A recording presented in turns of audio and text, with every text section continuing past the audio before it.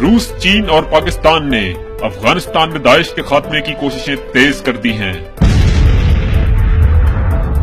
حال ہی میں 22 بھارتی افغانستان میں داعش کے لیے لڑتے ہوئے حراست میں لیے گئے۔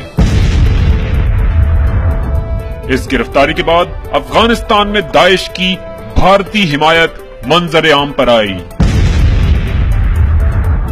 بھارت صرف افغان طالبان کا اثر کم کرنے کے لیے داعش اور افغان حکومت کی مدد کرنے میں مصروف ہے۔ دوسری جانب روس اور چین اس وقت خطے میں امن قائم کرنے کے لیے افغان طالبان سے رابطے بڑھا رہے ہیں۔ رحمت اللہ نبیل سابق افغان انٹیلیجنس چیف ہے جو بھارت کا کٹر حامی بتایا جاتا ہے۔